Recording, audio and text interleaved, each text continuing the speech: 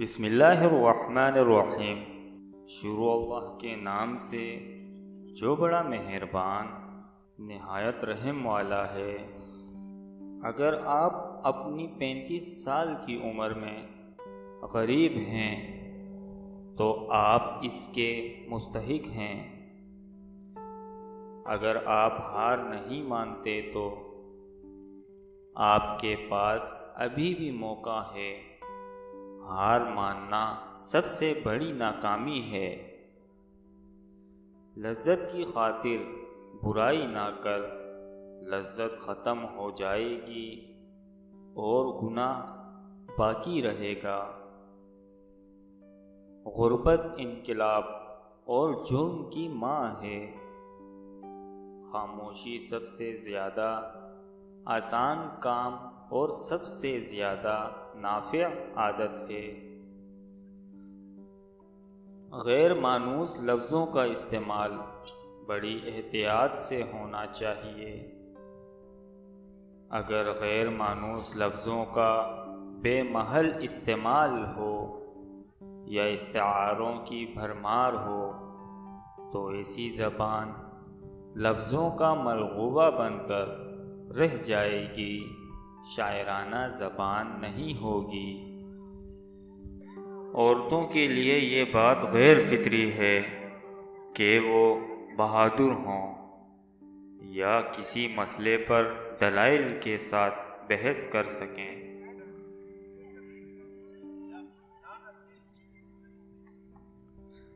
ہر ایک نئی چیز اچھی معلوم ہوتی ہے، مگر دوستی پرانی ہو اتنی ہی عمدہ اور مضبوط ہوتی ہے۔ کوئی اگر تیرے حق میں بدی کرے اور تو کسی کے حق میں نیکی کرے تو دونوں باتوں کو فراموش کر دیں۔ غصہ ہمیشہ وقوفی سے شروع اور شرمندگی پر ختم ہو جاتا ہے۔ فضیلت کے لیے صرف اس قدر جان لینا ہی کافی ہے کہ وہ کیا شے ہے، بلکہ اس سے زائد چیزوں کی ضرورت ہے۔ زیادہ باطنی شخص علم کی طرف کم توجہ کرتا ہے۔ کوئی بھی شخصیت اس وقت تک عظیم نہیں بنتی جب تک کہ اس میں پاگل پن کا خمیر نہ ہو۔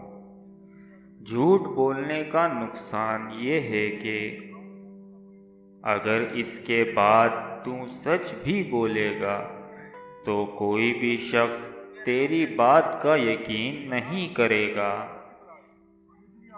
ایسے شخص سے رغبت رکھنا جو تجھ سے پہلو تہی کرے موجب ذلت ہے۔ جو شخص تحصیل علم کی مشکلات کا متحمل نہیں ہو سکتا اسے جہالت کی سختیاں برداشت کرنی پڑتی ہیں۔ میرے دوستو، دنیا میں دوست موجود ہی نہیں ہیں۔ کوئی قضیہ بیگ وقت صادق اور کاذب نہیں ہو سکتا۔ اظہار کے سلسلے میں مناسبت اور اہم آہنگی قائم رکھنا بہت بڑی بات ہے۔ کسی کے عیب مت تلاش کرنا کہ دوسرا تیرے عیبوں کو تلاش نہ کرے۔ جب انسانی اخلاق میں سے کوئی خلق حد اعتدال سے متجاوز ہو جائے تو اس کے اعتدال پر لانے کی ترکیب یہ ہے کہ اس کی ضد کی جانب میلان اختیار کیا جائے۔ حسن صورت بغیر حسن سیرت کے اس پھول کی مانند ہے جس میں خوشبو نہ ہو۔